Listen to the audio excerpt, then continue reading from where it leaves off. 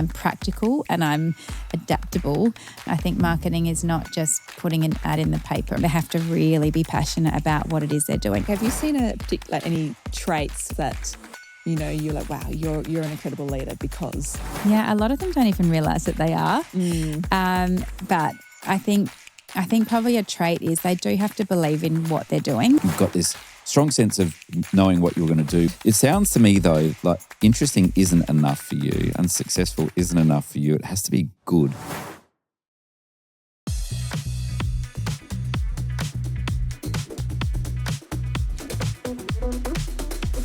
Welcome back to the CEO Advantage podcast. I'm joined again with my co-host, Millie Albers. Hi, Paul. Good to be back. Great to have you. Today, we've got an incredible woman, really keen to start our podcast. So welcome, Kelly Jamieson. Kelly founded Edible Blooms in 2005 with your sister, Abby. Edible Blooms has gone on to be an incredibly successful business. It's been the winner of Telstra Business Award. You've been a Telstra Businesswoman recipient, an EY. Let me get this right. The EY Ernst & Young Entrepreneur Winning Women program, and you're a co-founder of Fearless Females, and we want to hear more about that. So welcome, Kelly. We're really happy to have you here. Oh, thanks for having me. The first question I ask all of our guests on the CEO Advantage podcast is, what was the first job you got paid for? I love that story. So thank you for starting with that one. So my first job was at a business with my sister, believe it or not. So we grew up on a farm 20 minutes from the nearest town. So we were surrounded by dirt roads and we were both desperate to earn money. So our mum, being a school teacher, helped us set up our first business, and we ran that for a few years.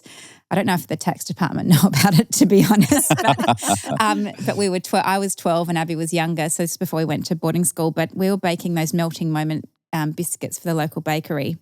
And so mum, being a school teacher, would cost out the ingredients, deduct the cost of the ingredients before we got paid. So we learnt from that early age around costs, and then what was left over was ours. So, and it was a great little business. And so I can still literally make melting moments like you see in the bakery. They look perfect. Fantastic. Taught by my mother. So, and before that, we used to always enter the local Royal Show and enter the cooking competitions. So we were quite keen cooks growing up, and when we had the Royal Show cooking competitions, that's how we earn our pocket money for the rides at the show each year. And but we used to have our chooks because we're on a farm. So our hen laying chooks, we used to put them out on green grass, so you get better looking cakes if you have chooks that are eating grass. As a little tip for anyone else who likes cooking, listening to the show. Amazing. So you've been delivering joy since the age of 12. Pretty much. And that's still a big part of your philosophy and your business and everything. Yeah, that's it's funny how it went full circle. We ended up working together later in life, which is really nice. Yeah.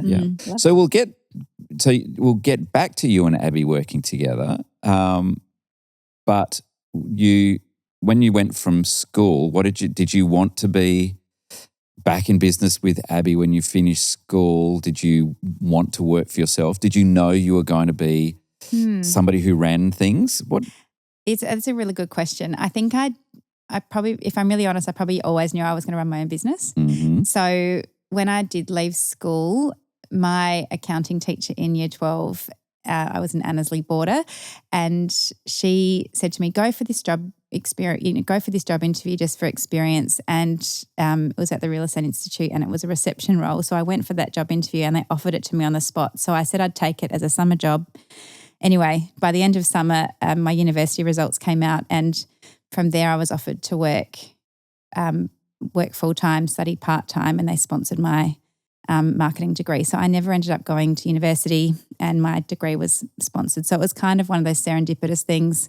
And funnily enough, my accounting teacher has just returned into my life quite recently as the head of the junior school my daughter attends. And so it was really lovely. So I was able to look back and say what a difference that made in my life. So I love those kinds of sliding door moments that you have, and you look back and say, this person that came across my path changed the course of things. And it's really lovely to have those reflections and see how people can impact you early on. But I do think from a very early age, I wanted to be, I guess, in control of my own destiny and to lead people. So, yeah.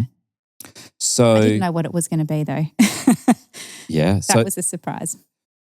So how did it sounds like though from as a 12-year-old, what you're doing now is, as Millie said, is very much connected to it, is offering value, offering joy, offering something that is, I guess it's happy. Yeah. What did you do before you started Edible Blooms then that then led you to say we see something that we're gonna do? It's interesting. I ended up doing a working holiday in the UK, working in magazines, and then came back to Australia and ended up working in law firms of all things. So, Right. and I worked in top tier law firms in marketing and business development. So it was a really interesting kind of career path, and I learned a lot. And I think I was trying to collect lots of experiences so I could. And it wasn't being an entrepreneur back then. Back in the, early 2000s, it was really, are you an employee or a business owner? Like there wasn't really like the Richard Branson that made entrepreneurship cool, like as a term as we know it now. I think when I started in business, it was really you were choosing to be a business owner, not a career CEO or whatever it might have been that you ended up doing. But I think if I look at that time, so I actually moved to Brisbane and I was working for Minter Ellison, consulting to them at the time, and I took one day off a week to look at business ideas. So I actually, at 26, I was working 4 days a week and had a day, which sounds really indulgent, but I was really busy on that day. Mm-hmm. And I did all sorts of different things, from researching other business ideas. I looked at businesses to buy. I looked at franchises. I had a book idea. And then I finally landed on this idea that combined things that I loved, which was gifting, flowers and food. So they're things that really resonated with me. So when the idea of Edible Blooms came about, I'd been doing so much research. This is sort of probably over not quite a year, but from when I came up with the idea and started testing, making the products and how the prototypes would look, it was 3 months and I opened the doors. So so it was a quick turnaround. And I kept consulting with Minter Ellison for 8 months after I started the business. So it was a pretty hectic period. And did I hear that in your first year, Edible Blooms made $1 million in revenue? We did, yeah. In our first financial year, we did turn over $1 million, which I think I was too busy to even realise at the time. That's massive. And you were effectively part-time business owner. Yeah, well, for part of it, yeah. By the end of that year, I was definitely in the business full time. But it was a pretty wild ride, that early stage. And I think by the end of our first year, we had locations in 4 states. Wow. So it was pretty rapid, and I was still running around consulting and doing a lot. Did you have a team? I had a BlackBerry, if anyone remembers a BlackBerry at the A time. BlackBerry. Classic.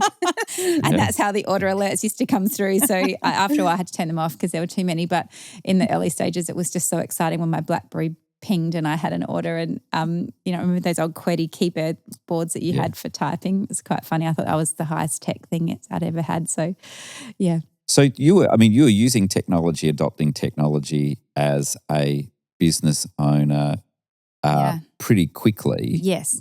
And you've just won an award recently for your technology. So it's still a big deal for you, right? It is, yeah. What's that award?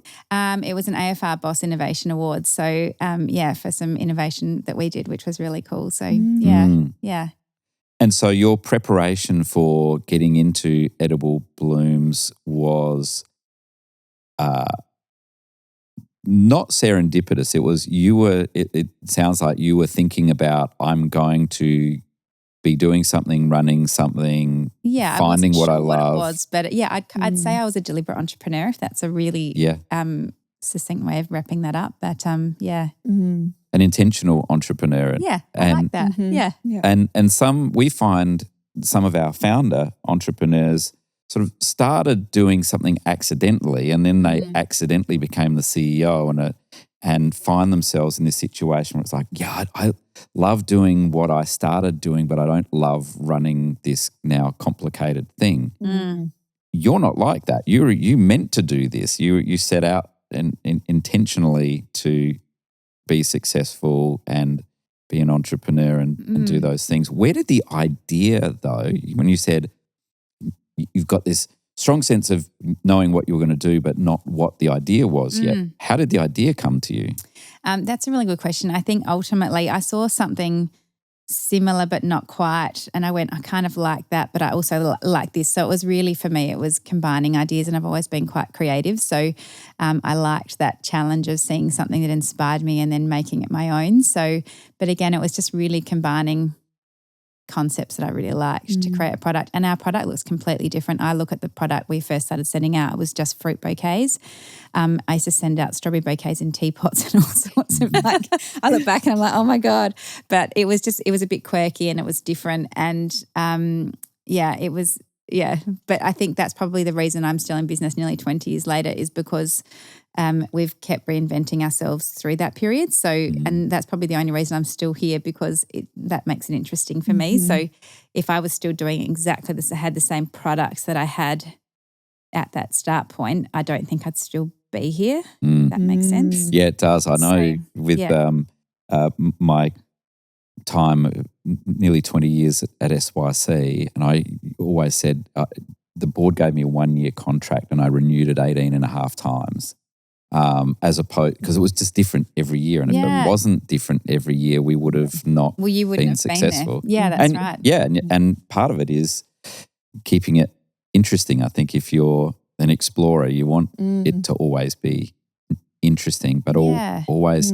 It sounds to me though like interesting isn't enough for you, and successful isn't enough for you. It has to be good. Yeah, I would agree with that, and I think it needs to be a challenge. Like I think there have to be, and certainly the last few years in business have been challenging, because going through COVID, then coming out of COVID has been certainly some big roller coaster rides for us. But I think how we've emerged is probably the most exciting. So it's that's probably the satisfying thing for me, because there's certain parts of your business life as a leader that you just have to make it work. You know, like you've got other people relying on you, you've got other families meeting their mortgage, and your success really determines if they can keep doing all of those things. So when things get really tough, there actually isn't a choice. You have to actually power through and you have to find a solution. And so that's not the fun part, but it's the bit that's quite satisfying when you get through it. Yeah. So let's go back. We'll get to your successful part. Let's go back to the early part. You started Edible Blooms. Where were you when you started it? So I was living in Brisbane and I'd only been there for 6 months. So I was quite new to the city. So I didn't have a big network like I think we're all grateful to have here in Adelaide. And so I had 50 email addresses of people I'd met in the first 6 months I was in Brisbane, and that's the list that I used to start my first email campaign for Edible Blooms. And I'd actually just worked not a long time before that, but I'd been in the UK when the dot-com boom happened, and I was working at Time Out magazine on the e-commerce rollout for Time Out magazine. So, and that was pretty exciting as a 21-year-old to be doing that. And so that had given me a taste of what worked and what didn't, because coming out there was a big crash, if everyone remembers, after 2000. And so all of these, I mean, I remember all of the paper millionaires running around London at the time that was so, on paper, all their businesses were worth these huge amounts of money, and then literally overnight they were all vaporized. They did. Everyone's like, but where's the revenue? Suddenly everyone woke up and said, but these businesses are costing a lot of money to run, but they weren't generating a revenue. So it was really interesting then, just a few years after that, to then go and start my own business. And when I started, and Abby joined me soon after because she'd come back from her UK working holiday as well, we weren't sure if we were going to be an online business or a franchised corner store, because I had my first franchise inquiry 6 weeks after we opened the doors in Brisbane from Tasmania. And so we could have grown very rapidly through, because that was when Boost was a really popular franchise network. And so we were interested in both ways that we could grow. So it's funny when you look back and you sort of see these decisions that you make and that technology piece and how that plays. But we went down the e-commerce channel versus the franchise traditional model. What do you think were some of the biggest success factors in that first year that made you hit that huge milestone?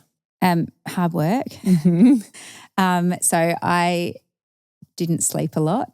I couldn't afford to be sick, because everything would fall apart if I did. So I took multivitamins every day and tried to stay. And I had no children at the time too, so I could literally work as much as I wanted to. Yeah. I also remember discovering Google AdWords one night on my laptop, and I think I stayed awake for like 24 hours straight, bidding and playing with Google. It was a center click then. It was amazing, much more sophisticated now. But there were lots of, I was at the very early stage of digital. The little guys could compete with the big guys fairly actively. It's different now. Like people think e-commerce is easy. It's not. It's really, you'd know that, Paul, it's a really sophisticated world to work in, and it costs a lot of money to succeed in. So it's not the easy low price entry model that it used to be when I started. So I think timing had a lot to do with it as well.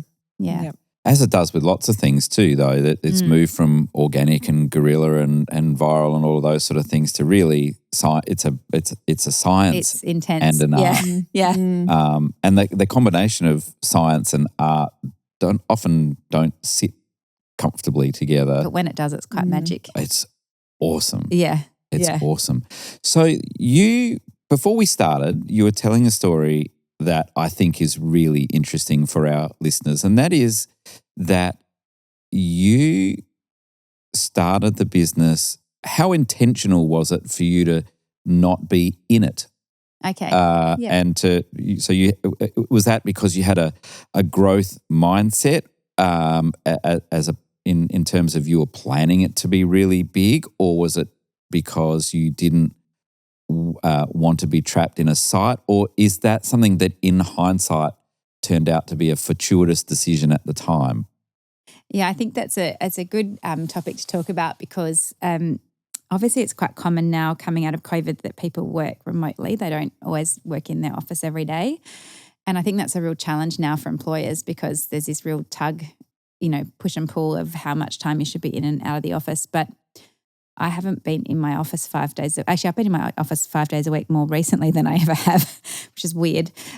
But I've worked remotely from my office for about 15 years. So pre-COVID, I always had days where I worked from home, and I really likened that to the time that I had to work on the business, because when you're in the office, you've got all of these pools and it's easy for people to ask questions. It's easy for people to quickly grab you to do something. Whereas the days that you work from home, I find they're the days I get a lot of my doing done and a lot of my thinking, and I probably don't have enough days in the week, but those days are really precious. And that sort of helped me at various times through the growth of my business.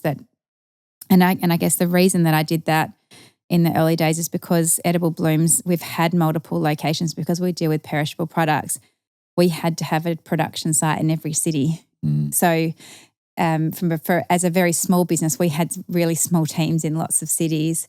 So I couldn't be with everybody every day anyway. So I had to be really good at creating culture and communication remotely in our business. So that's something that we've done well. We haven't done well at different times. Like, we're not perfect, but we try really hard to get it right. And I think as a result, we've got a lot of team members that have worked with us for a long time. So our New Zealand business partner was our first employee in Australia in Brisbane. So we've worked with Sarah now for 19 years. Wow. And our Melbourne manager, Maggie, she's been with us for 17, and Maud in Brisbane's been with us 11. So we've got a lot of our team members have had really long periods of service with our business, which is, I didn't realise it was a great thing, but it probably is quite amazing given that we're remote in different locations, and I'm not in the office every day and I haven't been. So, but I think people say, well, how do you do that? And honestly, it just comes back to I really like my team. I really think they're awesome humans. And so when you like the people you work with, it's really easy to have a good culture. When you have that, when there's been times in our business where there's been people that haven't resonated with me personally, that's when there's not the right culture fit. So it doesn't mean everyone has to be like me, because not everyone has to be like me for me to like them. But I think intrinsically we have to have similar values. And so, yeah. Speaking of culture, so I've been to your office once before in Adelaide, and several times obviously to pick up products. Yes. And I've never come across a company where your branding and everything, your product reflects your culture inside perfectly. Like, it's just this vibrant, beautiful. Everyone's happy and joyful. And I think that really, is a huge... Yeah. Oh, thank you. Well, we try. We do have bad days, of course, but on the whole, it's pretty good. Yeah. And we've been quite values focused for a long time. I think we sort of recognised that early on again because we had all these locations. There had to be common threads, and so and we keep changing them. They haven't stayed the same. I think the essence of them has stayed the same, but how we interpret them, how we communicate them, that's definitely evolved and changed a lot over the years. I think we started with 11 values when we first did our value set, and then I couldn't even remember them. So we went to 4, and then we had a period where they spelled the word faith. We've done all sorts of different things. So, and we just have four business values today, but they honestly, whether you have 11 or 4, they actually all say the same things. So that's been my big learning, is you keep it really simple. Yeah.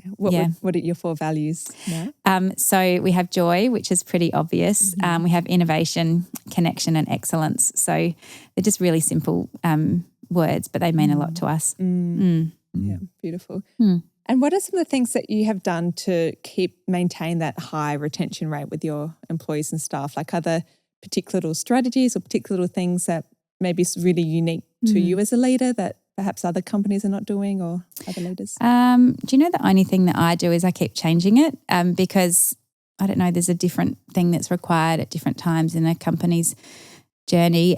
We've done things like my team like dressing up, so we sometimes have dress up days where everyone swaps photos. We have an internal Facebook page where photos get posted. But we celebrate birthdays well, which is really important. I think we say thank you. We have Rockstar Awards every month where people in the company can nominate someone else for going above and beyond for each other or a customer. And so we recognise those awards. And also the other thing I do, which I really believe in, and I'm probably at some point it'll be impossible, but I handwrite every Christmas card. I handwrite every Rockstar Award. Every birthday card is handwritten from me, because I think that probably means more than whatever gift voucher or whatever we put with it. I think if people get a note that shows them that we care about them and there's a personal touch, I think that makes a big difference. Special. It's a bit old school, but love it. Yeah. I did that. I love handwritten notes, and and I've got nice handwriting, so I like. Good. Mine's not very good, but I still do it. Yeah, but I found as it got bigger and bigger, it was a nightmare. Oh, Christmas is hard. Christmas is hard. So every time I met somebody new or somebody did something that I wanted to say thank you for at the end of the year, I wrapped a box in Christmas paper and made a letterbox under my desk. And so I wrote it on the day. So if you got a Christmas card from me remembering something nice that happened in March and you thought, isn't he amazing for remembering what happened in March? I did it. I did it in March, and I put it in the letterbox. So good. I might have to put a letterbox under my desk. I love that. It just became a way of keeping, because I was getting, this pile this high and having that's crazy. And I didn't want to just write Merry Christmas, Paul, on it. I didn't want it to say something nice. Yeah. And it's nice to acknowledge a family member of theirs or their pet dog or whatever it might be that's important to them. Like acknowledging those things is really important. I think it's one of those things as well that it's tactile and tangible in e-commerce world. There's so many opportunities to. I resisted the email Christmas card or the e-card for years and years and years because I was getting them, and I was like, but I notice no one sends them anymore. Like, you don't get that many e-cards anymore. There was a real phase. There was a phase there because they're not special.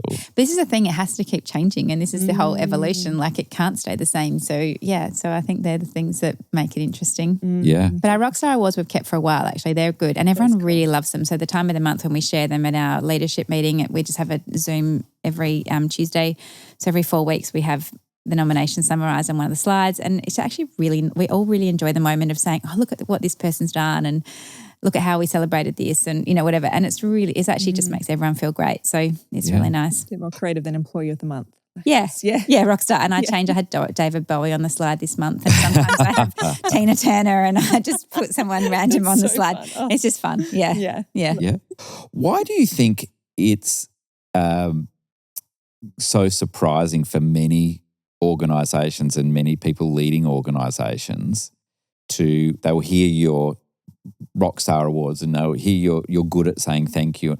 Why is it so hard for people to get that and to deliver that well, do you think? I don't know. I think everyone thinks they're too busy. Mm. Do you think that's the thing? Like Yeah. they just kind of, I think we're all busy being busy at the Mhm. moment. And I think it's at taking a moment to pause for others. It's really important. So, I don't know. Yeah. We're always competing. I think the thing that I will say to other people when they say, how do you fit all these things in? It is about prioritizing what's important and saying yes to the things that are important and no to the things that aren't. So I hate saying no to things, but you do have to. You can't say yes to everything. So, but it's just making sure to remember the things that are important. Mm-hmm. It's funny, isn't it, how, and I hope it's coming to an end, but there's a patch as well when you'd ask somebody how you're going and they would say busy, as if that's Yes. a proxy for It's a good. badge. Yeah. Where it's like, well, that's pretty crummy. My badge says you fucking got this. I saw that. It's fantastic. It was a present from a friend recently. Yeah. So my badge isn't busy, mine's that. Yeah. Well, so were you don't strike me as somebody who would have responded with busy as a proxy for being I good. think I'm at fault of saying that at different times. Yeah. Yeah. Because I think we all are. Like that's a thing. Yeah. It is a bit of a challenge sometimes to say something better than how are you, and rather than not saying that, it is a bit of a challenge to think of something creative to say. Yeah. Yeah.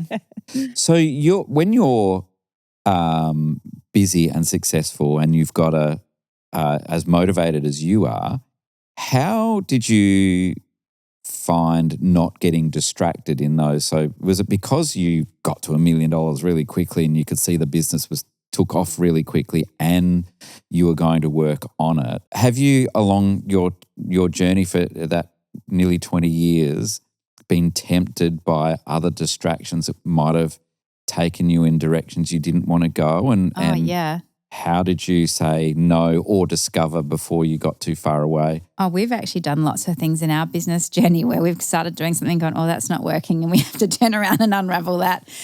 So, my journey has not been linear. Yeah. It's been quite curvy and up and down and all over the place. So, I do get distracted because I think like a lot of people who are creative, we get distracted by the bright, shiny things. So it's really easy just to say yes because it looks cool and it looks fun, and I'd much rather do that than do my BAS this month or, like whatever it is.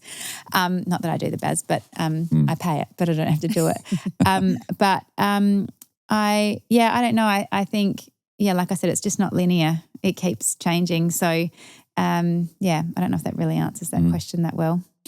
When did you find that you started to have time, because you started a business and a family and, just kept adding things to do? When did you find that you had time to do more than your business and your family? Yeah. And get into things like? Yeah. I probably always have done that actually. Yeah. I would think. Yeah. So because I have sort of what I call 4 board roles that I do as well as run the business. What are those? So I'm on the Premier's Women's Council.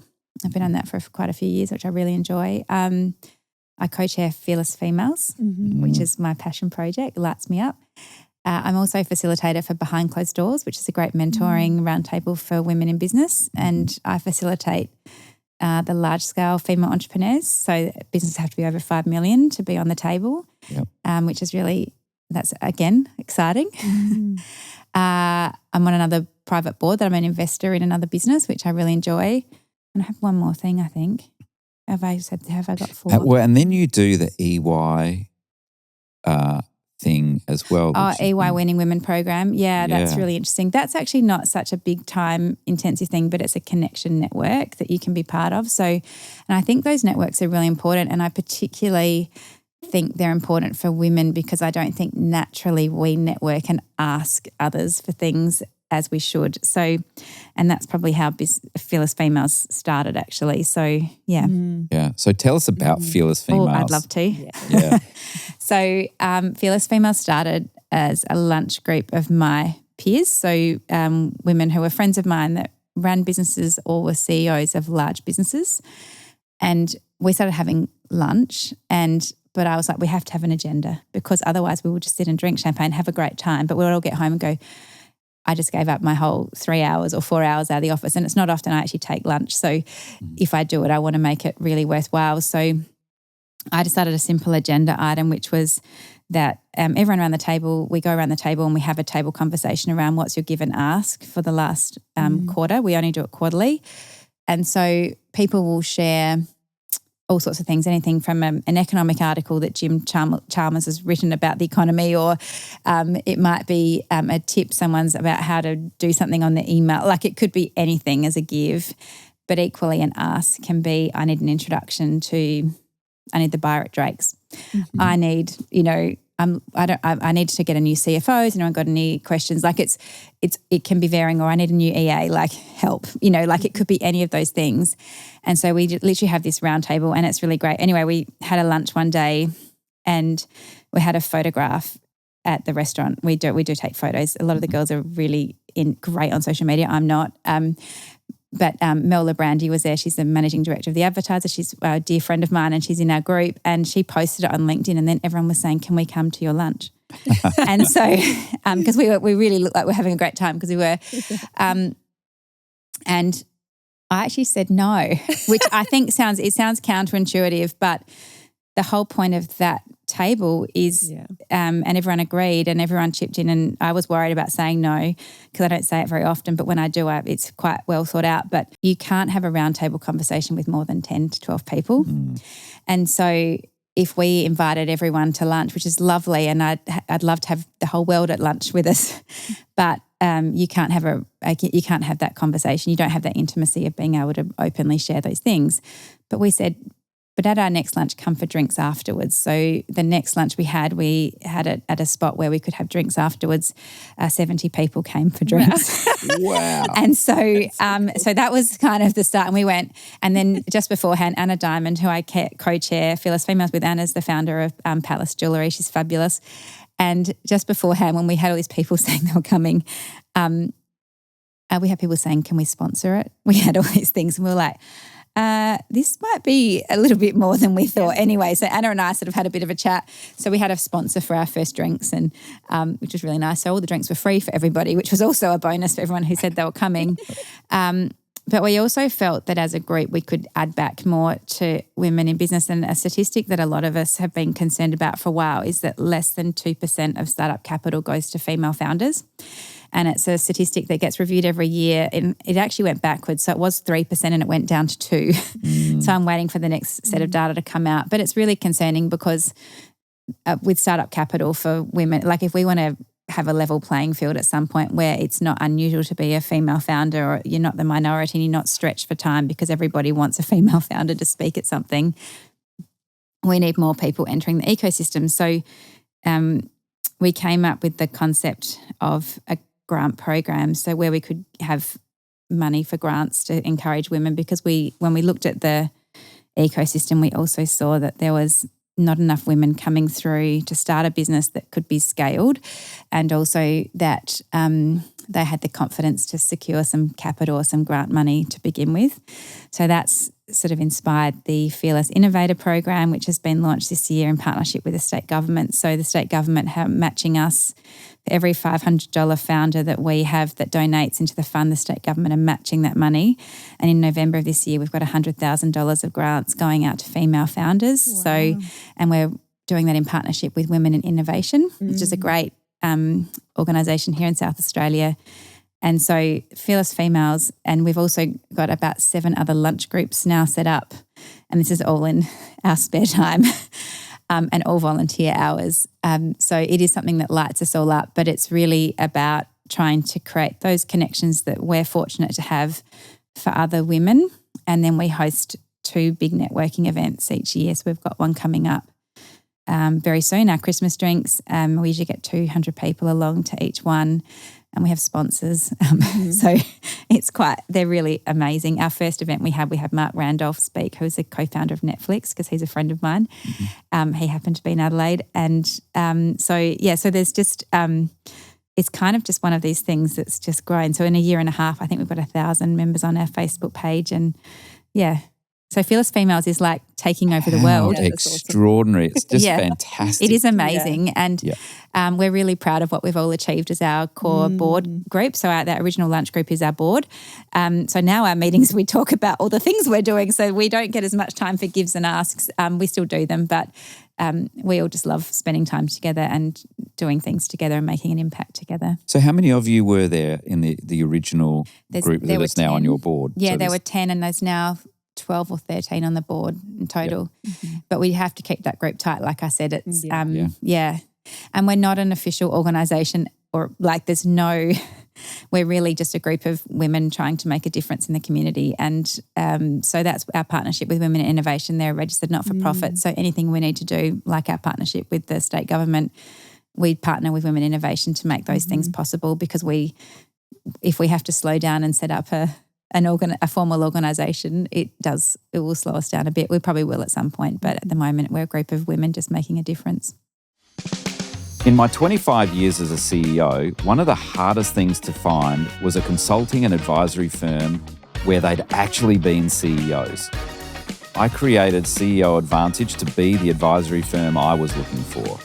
Go to ceoadvantage.com.au and find out how we can help you and your team be the best in the business.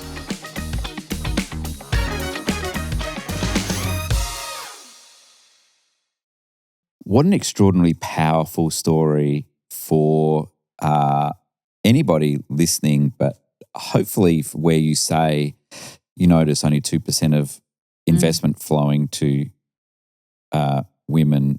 What an incredibly powerful message for the investment community, for women approaching their businesses or their business ideas to hear not only of your success and your co-founders and colleagues in that area, but also the what was implicit in what you were saying as well was thinking about what sort of businesses women get into and building a place to have bigger conversations and bigger ambitions. Yeah.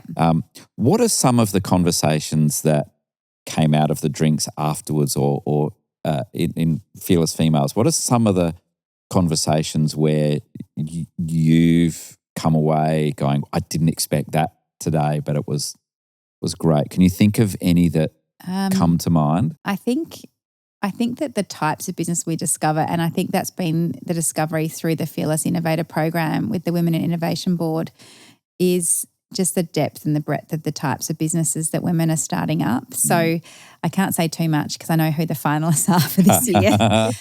But it's just such an extraordinary cross-section of, women, whether they're engineers or scientists or creatives. There's all sorts of different businesses and they're regional, they're metro, they're all sorts of different things. And I was involved in the first screening of the applications, not the final set because I didn't want to be part of that. I'd be too biased, I think. But they're just incredible. Like it is amazing. And I think the other thing that I've been probably significantly bowled over is the generosity of people to help. So I think that's probably been the thing that's really impressed me the most is just that generosity and people saying, yes, I can do that. So, so I think that's probably the thing that impresses me the most.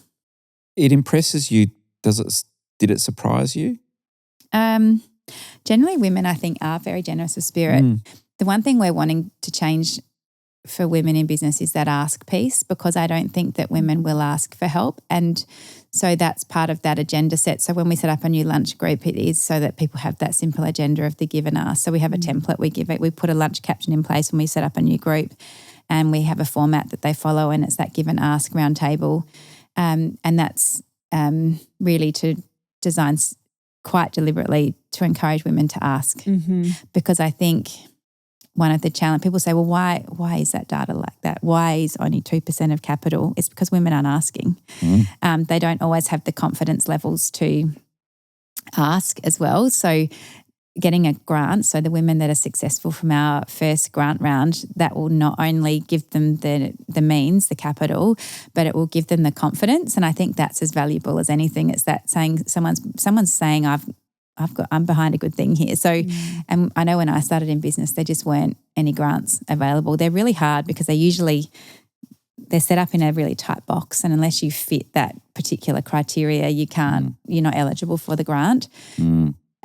So when we designed the Fearless Innovator Program, we designed it as broadly as we can deliberately because we wanted to be able to capture women. We didn't want to capture a type of business, or it had to be a scalable business. That was the key thing. So it's not someone who's, and not there's anything wrong with this type of business, but someone who's got their local lawnmower around or something like that, like it has to be something that can be scalable, that they are going to create meaningful impact on the economy. So that's the only key criteria that we have. Yeah. I was going to ask, have you seen any traits amongst these fearless women or these fearless females that, you're like, wow, you're an incredible leader because? Yeah, a lot of them don't even realize that they are. But I think probably a trait is they do have to believe in what they're doing. So, and it's really great when you also see belief in self as well, because they need that confidence level to execute. So, but I think they have to really be passionate about what it is they're doing. It doesn't matter what it is, but there has to be this true passion that they are solving a problem or making a difference in some way. Yeah. Yeah. What, coming back to Edible Blooms now, and you won the Telstra Business Award. That was a while ago now, Yeah, it wasn't was very early in our journey. Yeah. But a lot of people who haven't gone through those awards or been part of it, I was fortunate to be one of the judges for many years there. And one of the things that impressed me about the Telstra Business Awards is that even filling out the application meant you had a level of maturity in thinking and system around your business and value proposition that even if you didn't win was valuable to put yourself through. Yeah. Did you win it the first time out, or did you have a few goes? No, first time. Because there's a theme emerging in everything Kelly says, right? We started this idea and it was a runaway success. No, and honestly, it's a lot of hard work. Like and getting back to what you were saying about that award program, it was actually a friend of mine who nominated us, and I was thinking, look, I'll just enter as practice, and I started filling out the form, but that's actually great thinking as well. So when you're going through the process to apply for a business award, you really do have to do a lot of critical thinking about why you're doing things, and sometimes you've actually done something but not realised that you did it that way. Does that make sense? Yes. So it's only when you have to write about it, you go, that was really impressive. Yeah. But you're just doing it like every day. You're just getting things done, and you're responding to a customer need or a business process or whatever it might be. So you've sort of done things without realising. And actually I remember filling out that form going, well, I'm going to do that. So like if there was a question I didn't think I quite had it right, I'm like, well, I'm going to make sure I am doing that. So it prompts you to think about your business quite differently. And again, that earlier conversation we had, it makes you work on your business in that application process rather than being in it every day. So it was really good. And that first application that we did, I'd actually taken a week of holidays, and I spent most of that holiday writing the application. It's quite intensive and it takes a lot of time. And I've been a judge since then. You can tell when someone's written it themselves versus someone that's had an 8, because a lot of people pay PR people to do it, and it's just not the same. Even ChatGPT now, that will be. Oh, well, exactly. People be doing. Yeah, I know. I'm not that great at telling how.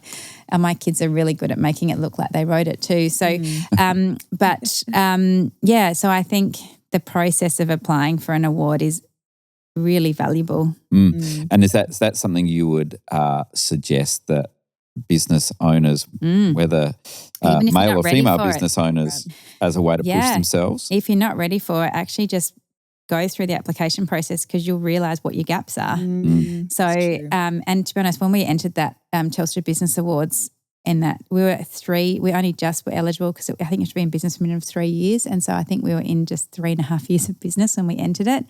It was a GFC time actually. And I think one of the reasons that we were successful then is, again, we strategized. Like I freaked out. We were a really early stage of growth and we were growing really fast at that stage.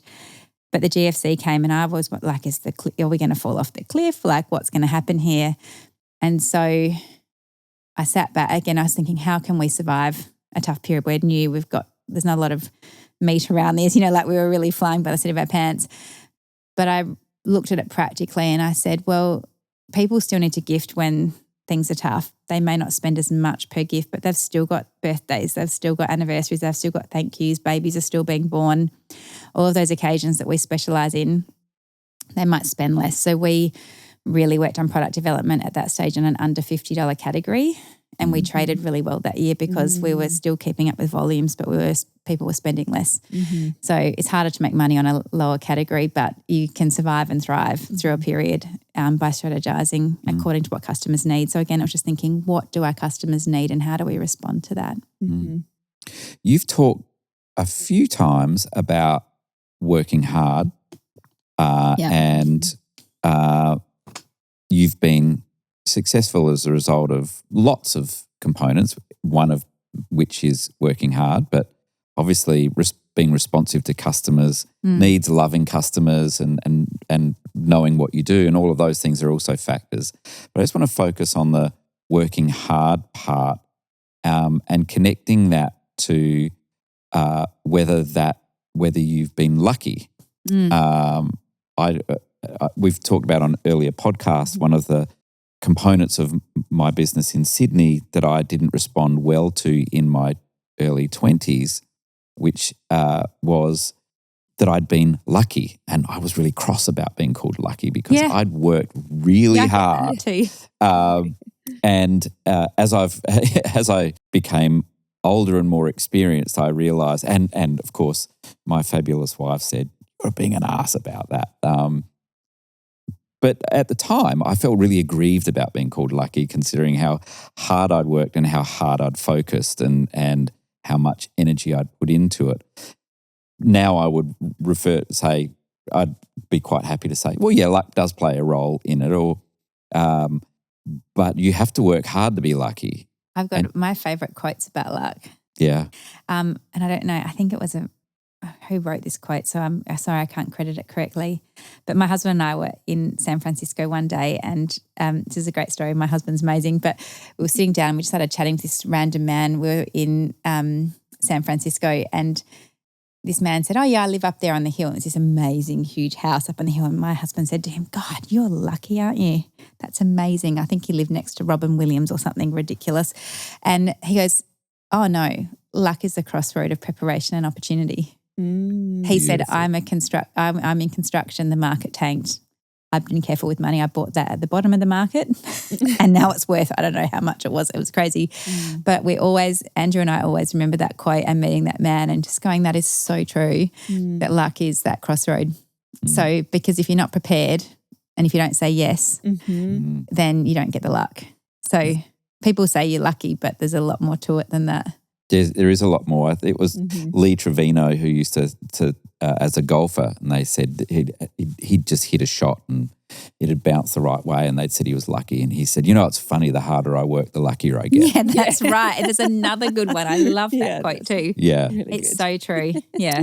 So what also contributes to your success other than hard work and the intersection of opportunity and hard work? Yeah. What else do you think contributes to your success? Not just because your business is big and fast growing and successful, but there are people who run successful businesses that make lots of money who are just not great people either. But you've got a really great reputation as well as a person, and Fearless Females is evidence of that and the success of that. What are the things that contribute to that all-round success that you've been able to build? I was having a conversation with a very good girlfriend of mine this morning, and I think, there's Anna, who I mentioned I co-chair Fearless Females with. We do our Wednesday morning board meeting. So we're both really organised. So I think that actually is a really big part of it. So actually, I would say Anna's more organised than I am. She's incredible, and she's a bit tidier organised than me. But I think, being really planned is really important. I'm probably not so much of a controller. I'm more organised, if that makes sense. So there's a real difference between those two things. A lot of people mistake control organisation for control. And it's actually I see them as quite different variables. But yeah. So Can you describe the difference? Articulate the difference for I think organised, if I look at it like if an opportunity comes along and I haven't planned for it, I'll adapt to it. Whereas I feel like if you're too controlled, your plan is set and you that's where you're quite more rigid. And also I actually love it when someone else takes the lead for a while. Like I really enjoy that. I like someone else making a decision for me. Depends on what decision is, but most decisions, but there's just, I don't know, I actually like someone taking control every now and then. I don't have to be the person in control all the time. So yeah, but I am very organised. Adam Kosh, who was on one of our earlier podcasts, said, if I'm the smartest guy in the room, I'm in the wrong room. Yeah, I love that. And that was a great phrase. And I mean, there's not many rooms that he's going to walk into where he's not the smartest guy. But it's a great, it made me reflect on throughout my whole leadership career, I was going, well, I'm a pretty smart guy. Yeah. But what am I going to learn today? Yeah. And you've got to be around people who are either going to push you, but sometimes they're not. It's not about them necessarily being smarter, but it's about how you respond to that curveball that came in or somebody coming up with an idea and you think, my goodness. Yeah, it's really interesting. I've been thinking about that a little bit. My husband gave me a quote the other day that was around, it was something along the lines of like the most highly intelligent people are not that successful because they're too smart. Like they sometimes will paralysis by analysis, like that sort of thing. And I said, yeah, I don't think I'm that smart because I'm not. Like I'm not that smartest person. I'm practical and I'm adaptable, but I wouldn't ever say that I'm brilliantly intelligent. So I actually think it's an advantage being less intelligent. So I would never say I'm overly intelligent. Yeah, I'm very adaptable. So speaking of intelligence and your team, what are some of the roles in your team that are, the intelligent ones, maybe in the logistics that you must have an insane logistics That's process. my sister. Okay, that's Abby. Yeah, so Abby is ops in our business and she's really great at that. But she also, I think her genius in that area, she makes it fun. So she's always that person having a joke in the office. And so even though it's a bit dry sometimes logistics, she just kind of makes it interesting. And so people want to work with her and do what she needs them to do for her because she makes it funny. Finance is another one that I need someone who's really good at that stuff. It's not my strength. And then our marketing team, like we're very marketing led in our business. So I have some very clever marketers in my team as well. You do. Yeah. Yeah. How do you find having great marketers when you've been a great marketer yourself? Is that it's easy sometimes to overreach, or are you someone who, because you're good at it, you can let people go? How does that work for you? Yeah, that's a good question. I think for a long time I had to do it all. So I love that I have a really great team that do that day to day. So we have a technical lead in marketing and then a creative lead in marketing. So they're very different strengths. And I actually think great organisations realise the complexity of marketing. I think marketing is not just putting an ad in the paper or getting your white pages not in e-commerce. It's definitely not, is it? And like you said before, it's an art and a science. So that's why I think that marketing needs those two sides to it. It needs creative and it needs analytics. And I think the other thing that we can get quite overwhelmed with in the space that we work in is so much data. So it's a matter of looking at the right data. Like I literally spend most of my day flicking between screens looking at data and it's literally there at my fingertips. So we can respond quickly and it's interesting. But, I find my role changes quite distinctly. We've recently acquired another business in Sydney and that's been really interesting. And so I like new things.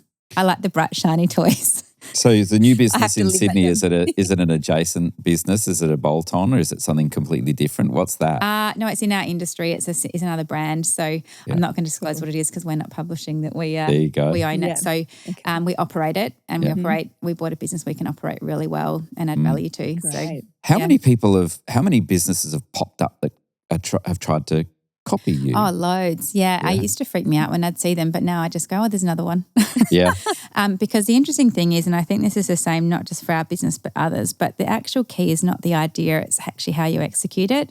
And the challenge in our business is actually around how do you scale a high-touch business, and that's what we've been able to do. And we made a lot of mistakes. We've done things really well. There's a real combination of those two things that have allowed us to get that edge, but nobody has actually replicated us nationally. And so like the term, if someone wanted to enter our category online, for example, like Edible Blooms is, I think it's the most searched gifting brand in Australia. Wow. Which is amazing. And if you wanted to create an Edible Blooms business, all of the search terms are on our business name. We're like the Hoover of the vacuums. Yeah. We're in a very niche category, mind you. It's not like it deserves huge accolades, but we have really branded our category. And so it is actually now quite difficult for someone else to enter our category. And that's the power of brand. Yeah. And it doesn't happen overnight, and it's a really long slog to get there, and it's about consistency. So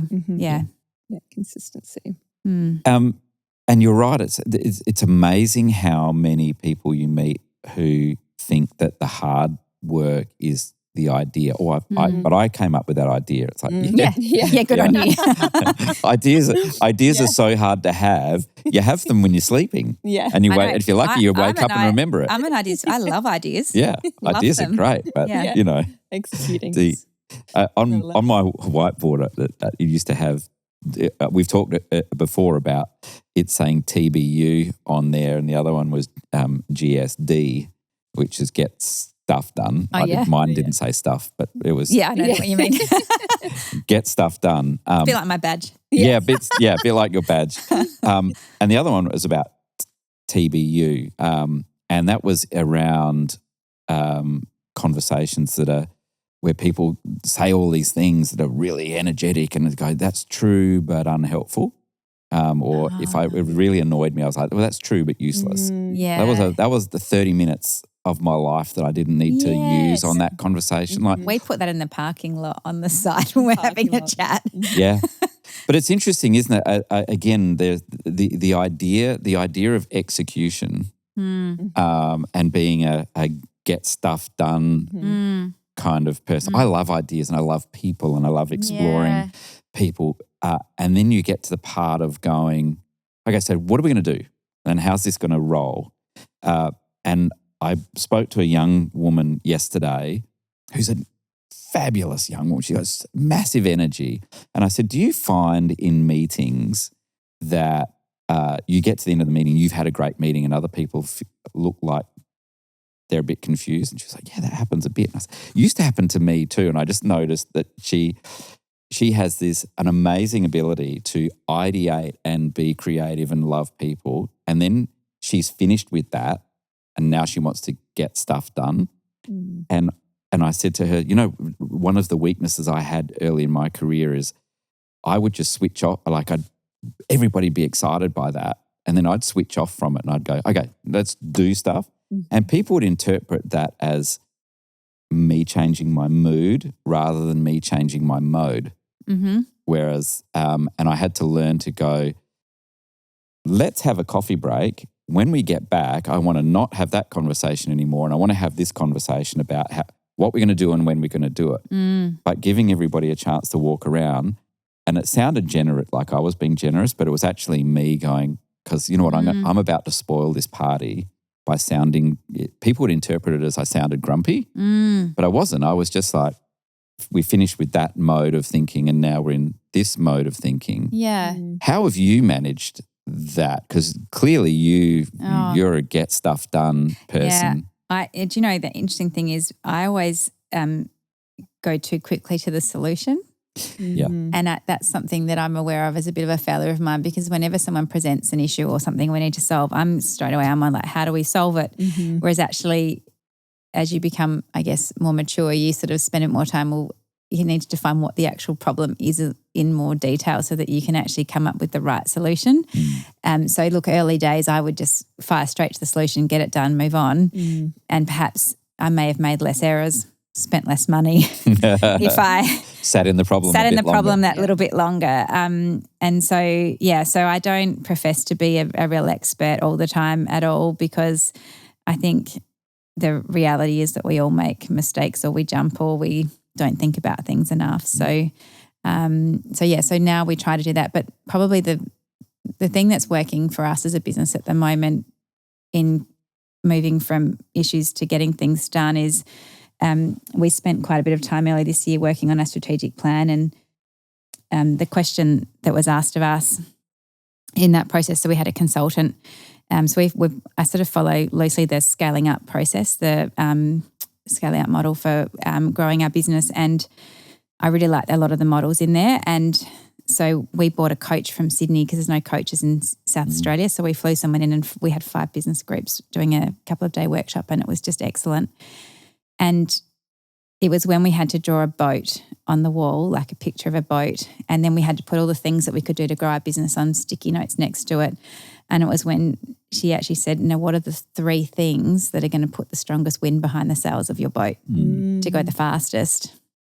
And so we have on all of our internal comms, all of our agendas, weekly, monthly, all actions must relate to those 3 things. So we've really narrowed it down, because I do get distracted by bright, shiny things. Yeah.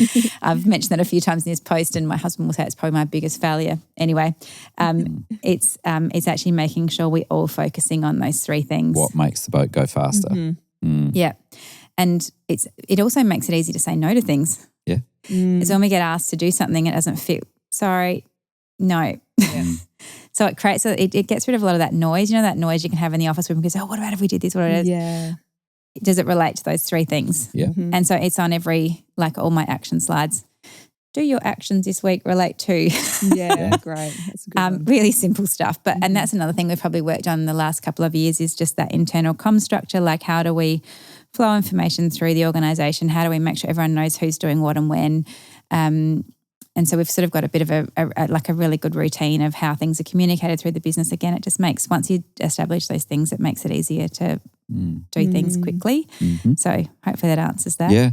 And it's interesting when people talk about scale, and you've mentioned scale, and whether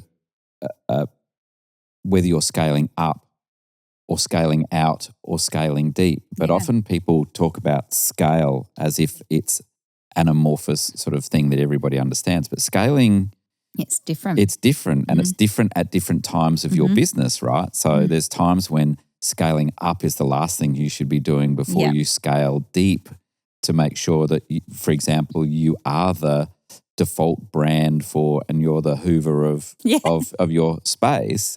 It is a result of you scaling deep as well as being able to do that, isn't it? Yeah, I agree totally. And scale, it does. I think everyone has a different definition of what it means for them. So, but the beautiful part about scale is if you can actually keep growing without increasing your base costs. So without your overhead, and that's really the true gem we're all looking for. But you have step changes, and I think that's the reality of most businesses. You can scale for a while like that, and then you have to reinvest again and then grow. So, You said grow a lot, and I just want to touch on growth. I know as you go through different growth phases, and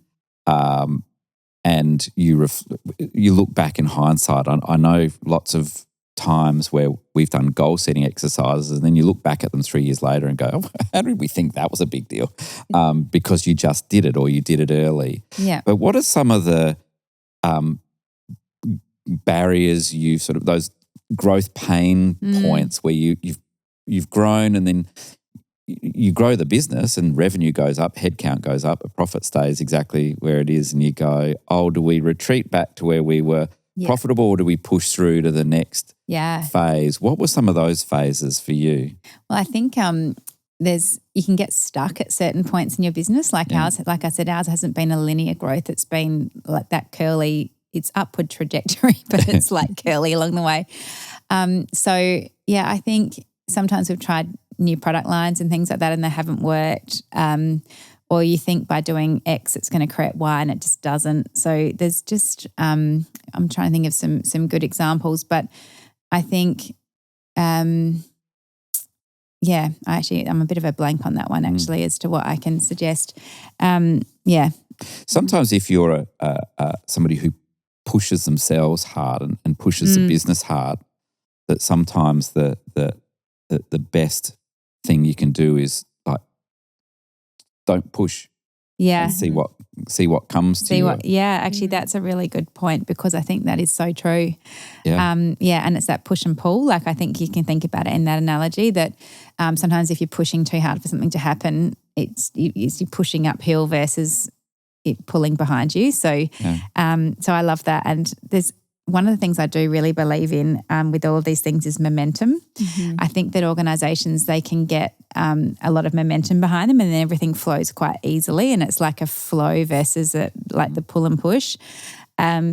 So when you get into those magic times, I don't like to stop. Yeah, the flow state is a lovely... You can't stop, because if you actually go, oh, this is so nice, I'm just going to sit back and enjoy this, it stops. Yeah. So that is probably the one thing I would say to other business owners: when you're in that flow state, just keep running as soon as you stop, because once you lose that momentum, and we have at different times in our journey, like sometimes it's just really easy and other times it's really hard, and it often gets hard when you stop. And it's harder also as a business owner to say you have to keep running all the time, because you actually need to refuel as well. You can stop and refuel, but you need to keep that, be aware of what's causing the momentum in your organisation. I think that's probably the best thing to reflect on, like what is it that's causing it?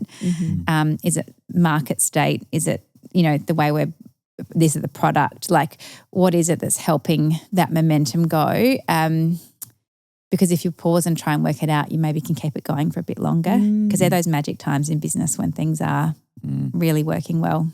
It's the beauty of where scale really does start to become a joy, in terms of you can stay in that flow state a bit longer if you've got the scale where it's not you who has to do all the work all the time. Or sometimes when you notice somebody burning out, you're like, let me just... You have a break for a second and you can all help each other. It is something that we are really proactive with in our business, is encouraging our team to take holidays. Yeah. It's actually so important. It might sound just so rudimentary and so logical, but we get monthly reports who's got annual leave saved up, who needs to take leave, because those pit stops and that recharging of the batteries, it's really important. It's very rare that we'll say no to someone for a holiday. Like we have certain blackout periods in our calendar because we're a peak business, but outside of that, it's like you book your holidays, go on your holiday. Yeah. I hate seeing accruals on my balance sheet, so I'm of course. trying to, we're always wanting, and it's just good for the team. Like everyone feels better when they've had a break, so it is really important, even if it's a long weekend. Oh, I've just learned so much in this episode, Kelly. Like I feel like it's, as a female business owner who's just more or less started my journey, I just can't wait to listen to this again, because you're just sharing so much goodness, hasn't she, Paul? Absolutely. And for our listeners and viewers, go back and watch the podcast we did with Millie, because Millie gets excited listening to female entrepreneurs. And then you've listened to Millie's story and she's like, because you are fantastic as well. And you've done that. You recognise that in others. And I sometimes think you're pretty good yourself. You should take credit for that. Okay. That's great. Kelly, what advice would you give 16-year-old Kelly if you could speak to her now? I'd probably say to her just to not rush as fast. I was in a hurry to do everything. Just take a pause and everything will happen. But you don't have to rush quite as fast. Yeah. What would 16-year-old Kelly give you advice on? Oh, I think you should say high five, because I think I built a great I just I think you should be as grateful as I am, and I think that's probably the big thing, is being grateful. So, I think you should still be grateful for all the things that have happened. Yeah. What a beautiful answer. That's gorgeous. Fantastic answer. Kelly, you're driving home and you've had a bad day. The analytics haven't said what you want to do. Google Analytics are saying. Google Analytics said you've made a bad call today and ROAS is going to be really bad. Yeah. I think we're used to that in e-com these days. Yeah. From the Google scores. Yeah. So that you've not, and you're sort of not in the mood for someone to brighten up your mood. And a song comes on the radio, or music comes on in the car and you're like, I don't want to smile, but it makes you smile anyway. Yeah. What is that? Well, I will share my favourite Spotify list. There's actually one called Fearless Females that I created with our network. Of course so we got all of the playlist recommendations from everybody of inspiring songs to uplift women. So there's amazing. And so I listen to it with my daughter, and we love yelling at the top of our lungs, I am woman. So, it's very inspiring for her to be proud of being a woman. And so my son hates it if he's in the car with us and that song comes on. Yeah. But it's a bit of fun. Yeah. But yeah, great. definitely the Fearless Female playlist is excellent. How do, as a mother of daughters and sons, the balancing act of lifting female entrepreneurs and lifting women to and young women to not take a backward step at all, and sons in the same environment these days, it's quite challenging. How do you balance those conversations if you and your daughter are singing "I Am Woman" in the car and he's sitting there going, he just doesn't listen. He's like, Look, I really hope. I think the best thing that we can do to create balance is actually to bring up amazing sons. Yeah. So, sons that are respectful of women and want to see them succeed. And also, I think my husband and I set an example of co-parenting where we're both active parents and we both share the load. My husband probably is incredibly generous on that part a lot of the time. But I think we're setting a good example for our son. And I would love to see, I look at the Scandinavian countries and how they share parenting, and it is next level. Yeah. And so I'd like to hope that my children will see that kind of role modelling. Yep. And they'll create great households of their own one day. So, yeah. Yeah. I was lucky to get some advice when I was young and in business in my 20s, but I worked with a man who was an investor in my business and he was just intergalactically successful in business. But one of the great regrets he had was that he said, my child, I didn't spend a lot of time. I was working and I didn't spend a lot of time. And he said to me early on, he said, your kids are only kids for a little patch and then they're adults for a long time after that. He said, don't be so focused on working and making money that you miss the kids, because you get to the other side and you'll have lots of stuff but not your kids. Yeah. And it was one of those things that now that mine are grown up and we had a fabulous experience taking them all to Europe recently and being able to say to the kids, there are families that can't spend an hour together without falling apart, and we just spend a month in each other's pockets. But I remember in that moment that advice in my early 20s, and you don't know that it's going to work out this way, but you get to the end of it and go, phew, I'm glad he said that, because I spent a lot of energy not only on my career and being driven and all of those sort of things, but also on spending time with my kids, or when I was with my kids, letting them know that that's where I wanted to be, as opposed to got somewhere, or being on the phone at footy. I can remember standing with some dads, and one of the dads was always on his phone at the footy, and eventually after about 3 weeks we said, mate, turn it off. And he was like, what? But it was just one of those things of going, mate, turn it off. It's being successful in your business and being successful as a parent and as a member of your community is something that hopefully lots of people take away from this podcast listening to you. You're amazing. Yeah, thank Kelly, you. Thank you so much. I promise you I don't always get it right, but I try. Well, that's the thing is keep trying. Yeah. Keep trying. It's fantastic. Thank you so much for giving us your time today. It's been really wonderful. Thank you. Thanks for having me. Thanks.